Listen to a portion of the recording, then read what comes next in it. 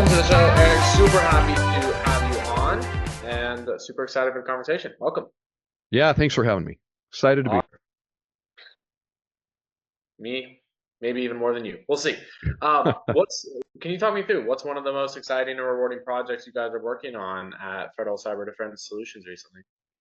There are a lot. So we have people working on different projects.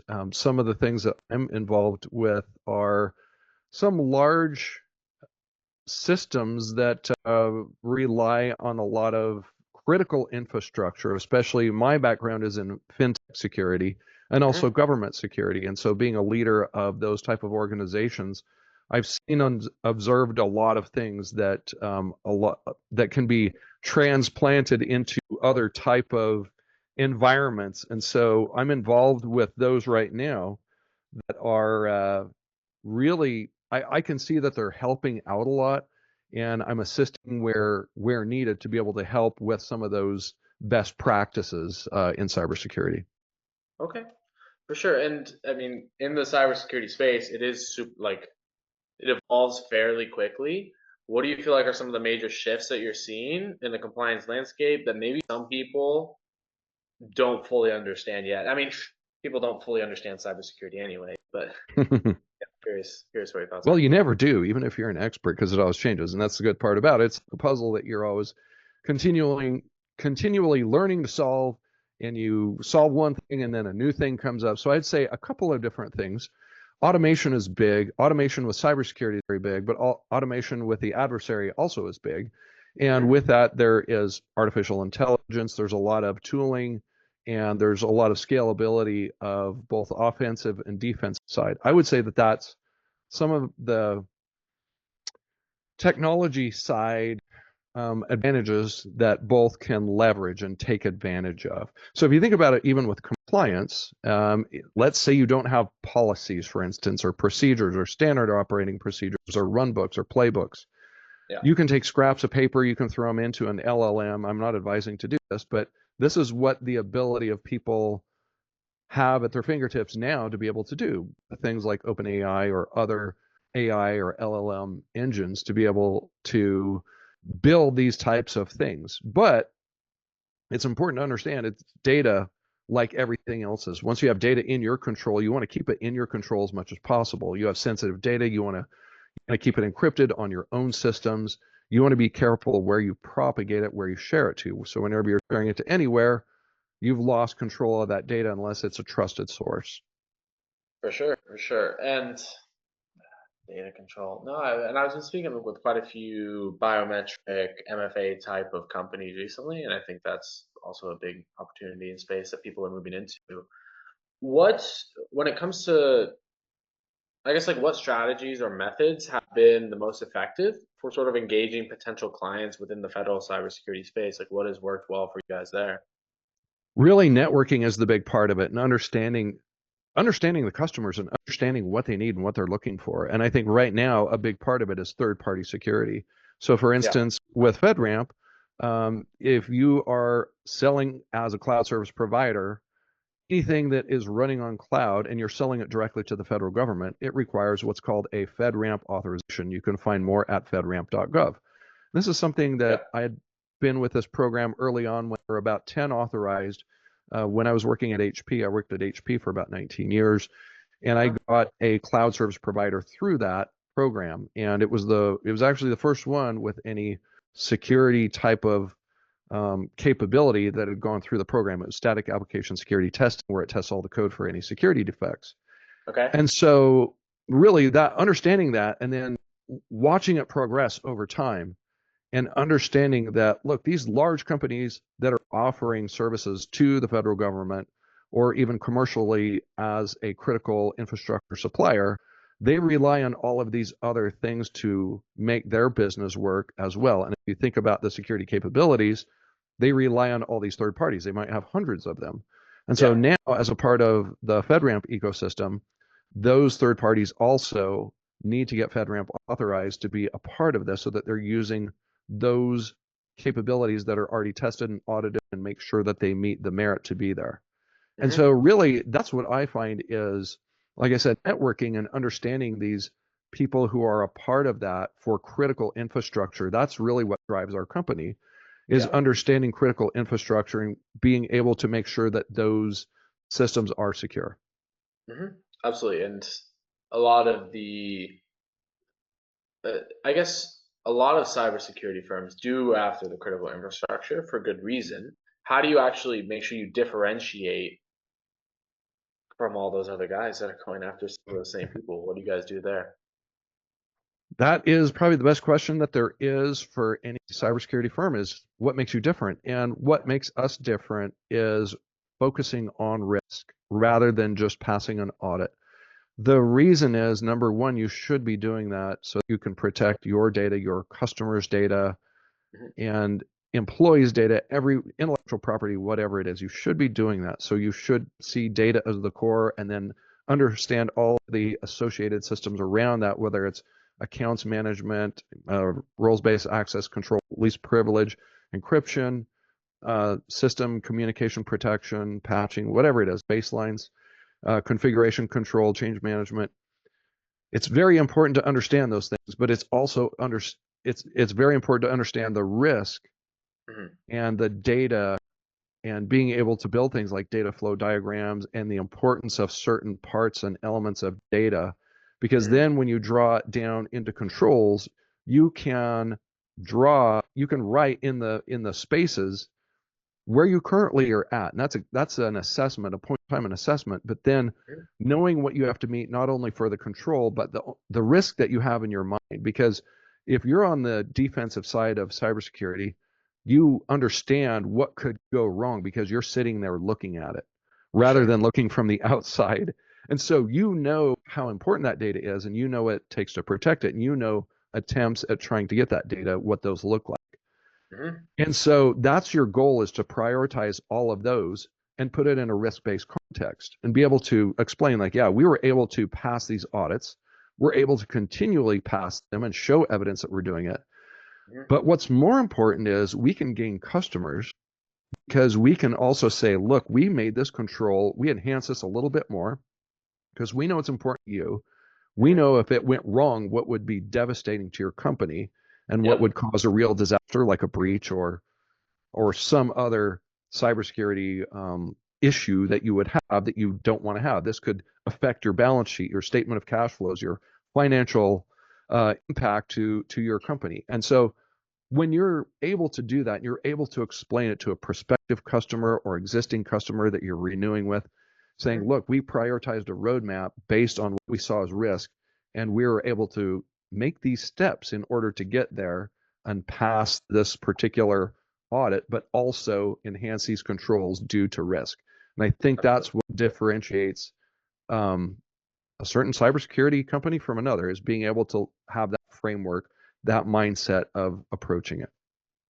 Absolutely. And no, the data side of things is so important. And I guess like when it comes to the data side of things to growing the business, like what are those main points of data that you're looking at to understand, all right, man, we're bringing the company in the right direction, or okay, we're missing the mark here. We need to change this. Like, what are your main metrics that you're focusing on to know you're driving the business in the right way? It depends on the type of business, small business, large business, especially small business, Yeah. and ones that are associated with maybe even, let's take healthcare, a small business associated with healthcare. One of the Mhm. biggest threats that they have is ransomware. Yep. Because if they're a target and someone can see them and it's like, all right, we're going to knock at the door, see what's going on there. And if they're able to, provide some sort of malware that's going to end up in a ransomware attack and they're going to encrypt their files, they're going to be locked out of them. Those are things that a small business, especially, but also a large business, should make sure they have immutable backups. They're able to restore properly, hmm that they are, having as much anti-phishing type of awareness and technologies available to stop that from happening. And hmm so, another part, especially to larger or growing business, is data sprawl and understanding where you have data. Because a lot of Yep. times people don't want to get rid of data that's like, hey, I might need that piece that I've got. Yeah. So Yeah. then what do you do? Do you categorize it? Do you understand what data you truncate? What contracts do you have that you have to keep data for a certain amount of time? And what data is just hanging around that could be a liability, that if you lost control of that data, what could happen to it? So I think that's hmm one of the most important things. And typically if a company has a legal team, they can meet with them, can be part of a business risk committee. They could Hmm. understand what things they should be holding on to and what things they should be getting rid of. For sure. And I guess another thing, like when it comes to running a cybersecurity firm, scaling it, a lot of times you have to balance the operational demand side of the business, and staying ahead of the threats, but also growing the business and like I guess what has been the biggest challenge for you when it comes to growing cyber defense solutions? I I would say growing it, there are a lot of challenges because it's like, how big do you want to be? Do you want to be Yeah, a medium-sized company, a small company? We're a small company. yeah, Um, we only take on the things that we know that we can make an impact, a positive impact for customers. And so where our goals are is to be able, we want to be able to help as many people as we want. So if we get the yeah. customers where we feel we can help them, and we Mhm, feel that we've got the right personnel with the right skills to help them, and we've got a strategy mhm. with a game plan and a roadmap for them. Yep. I think that that's what we're looking really, and we could scale that at any moment with systems of today's technology, and you're not limited to physical buildings. Okay. It's relatively easy to do that, but then also taking a look internally at if you're doing it Mhm, correctly is one of the challenges there, making sure you're optimizing things and doing it efficiently. mhm. And who is that ideal person that you guys are sort of going after on that front? You mean internally Like, or like externally? I think you mentioned something along the lines of like you guys have to find the right person to work with externally, like companies that you want to work with, you want to Yes. secure their solution. So what does that look like? It's crazy because I've just found people who have come to me because I don't know, on uh, like on LinkedIn, there's a lot of people I'm connected to, and so Mhm. people will defer other people or refer other people to me Yep. based on some of the experiences that I've had, either as being a chief information security officer or more likely with FedRAMP, helping folks through that, and then the experience that I've had at HP and IBM going through that. And so that's where really all of the customers that we've attained have come through, and then Yep. fintech type of knowledge, etc. So I would say really we don't do any advertising, but if we get to a point where we feel we need to, we would be able to do that and then scale it. So I think that's probably the For next sure. step. Okay. Nice. We're Nice. very careful with it, though. So We're that's careful that we can do a great job with what we're doing, so we carefully monitor it and look at it. and you mean like what is the main concern? Is it you want a balance that you're actually able to deliver for like say obviously you can't take on 100 clients next month. Is that sort of the concern there? Absolutely. It's making sure that we're delivering quality and value and that we can Mhm. always do that because we don't ever want to not do that. Absolutely, absolutely. And I guess if you could overcome any one challenge within the business right now, what would that be? Oh, wow. I think this is the same for every company is growing pains. There's a lot of infrastructure things that you have to account for. And when the company gets bigger, it starts just from a Yep. couple customers and then gets bigger. You see these companies, and I've gone into these companies, and I've helped with the cybersecurity part of that and helped stabilize that. But then I see other parts Hmm. where finally they get a bigger HR team than just two people, which is very helpful because then they can Yep. say, well, in these other organizations, we've seen where this team should be 20 people, this team should be X% of the company. And do you build software or do you not? If so, you should have a development and software engineering staff of this size. You should Yeah. have these roles in place. And they're very good at that because they've seen that in other organizations. So they provide that framework and stability, make sure that there's job requisitions and position descriptions. Because if Hmm. you think about it in security, then there's roles-based access control built upon that. So Yeah. really, a lot of these other departments depend on each other to provide that structure.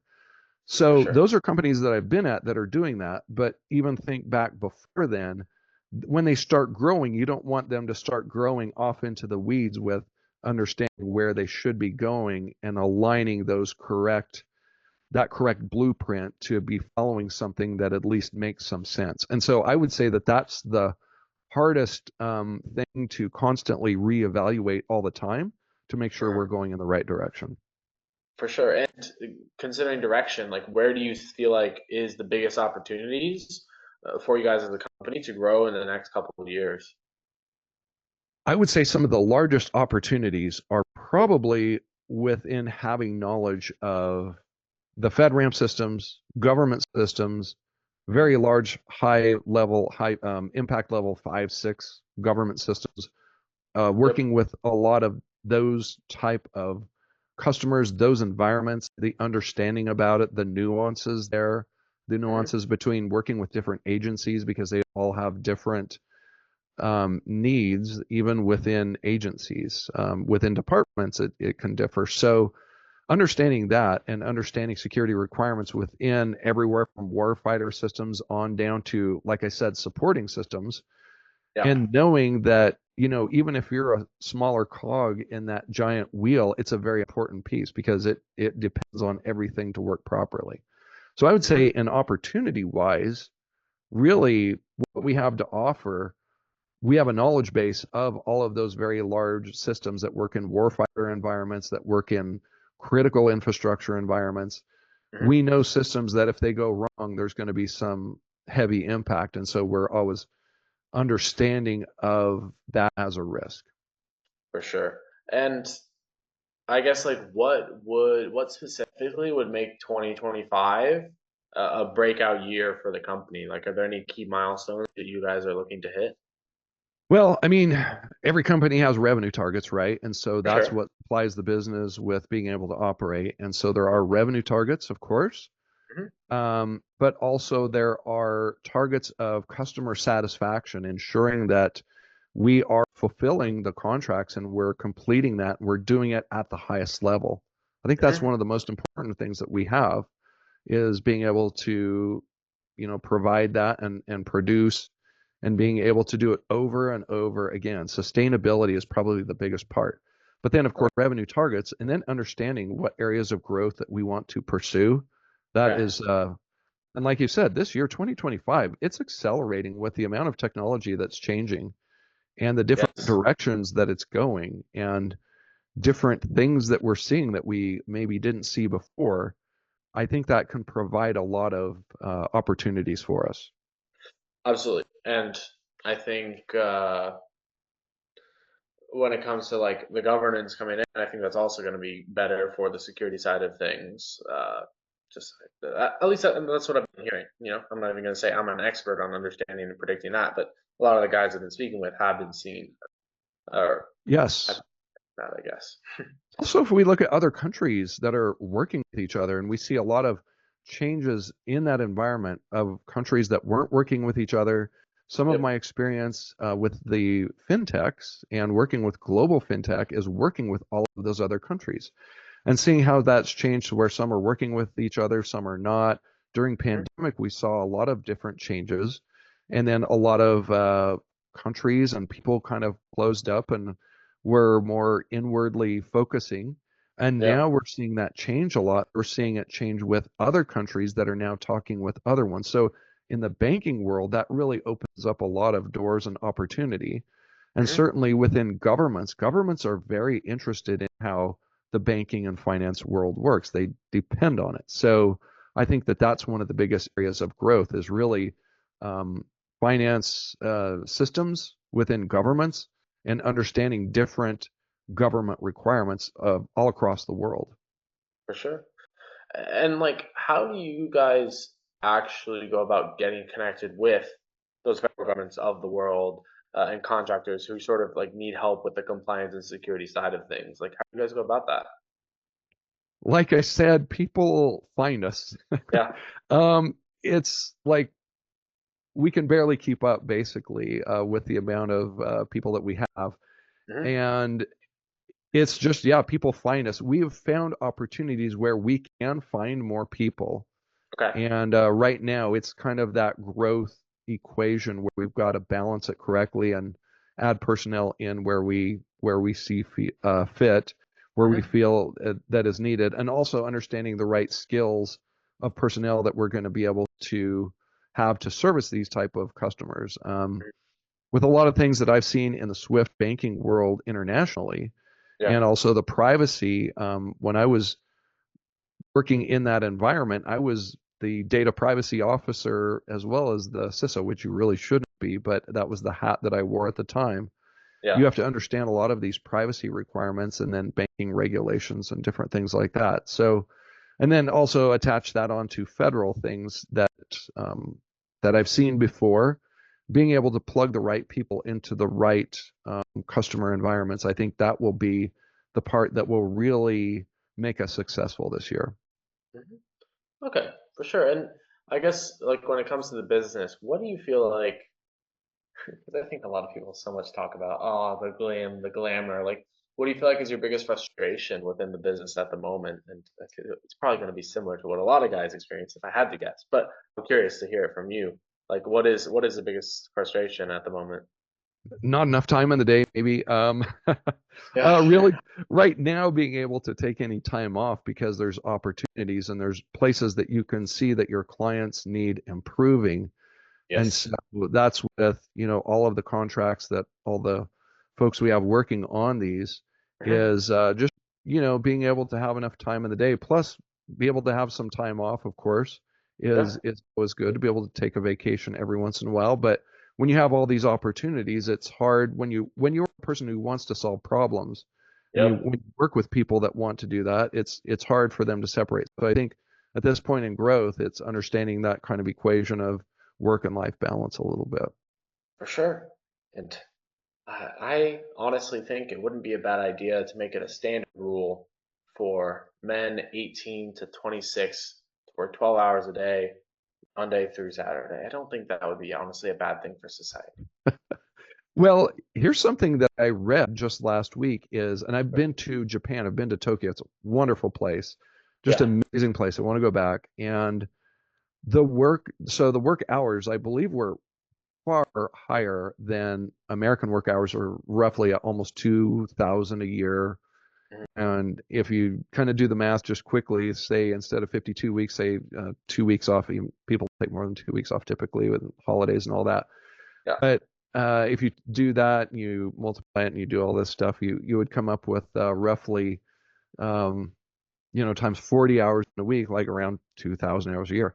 And so Yeah. in Europe, it's was a little bit less. I don't know if it still is, but in Hmm. Japan, it was a lot more. And so this article said, well, what about having Japan work Monday through Thursday and having a Hmm. 4-day work week?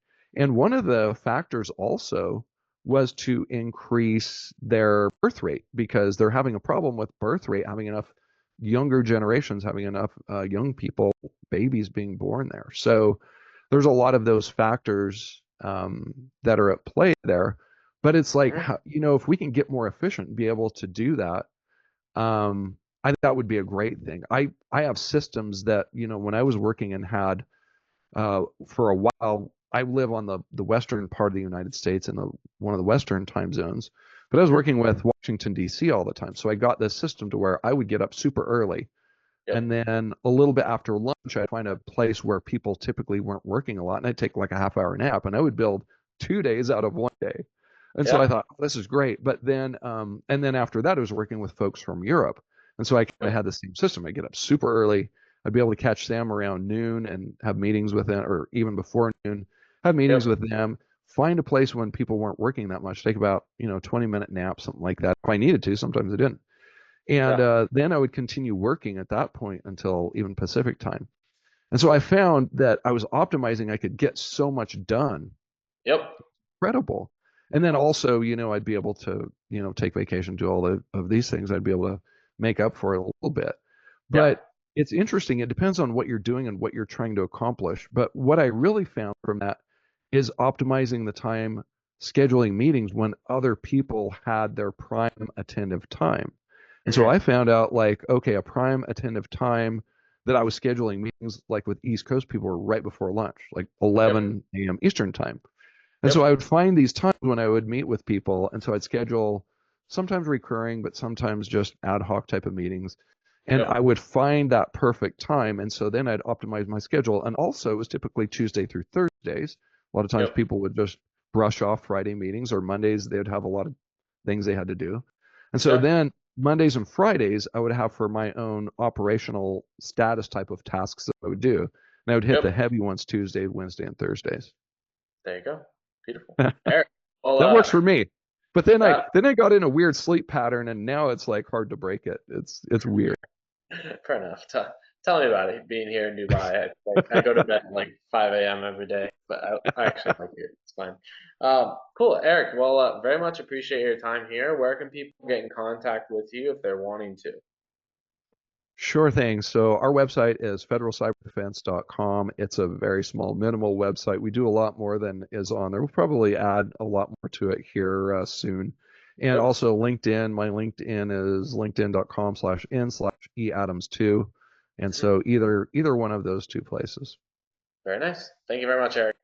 Yeah, thanks, Ethan. We'll see you.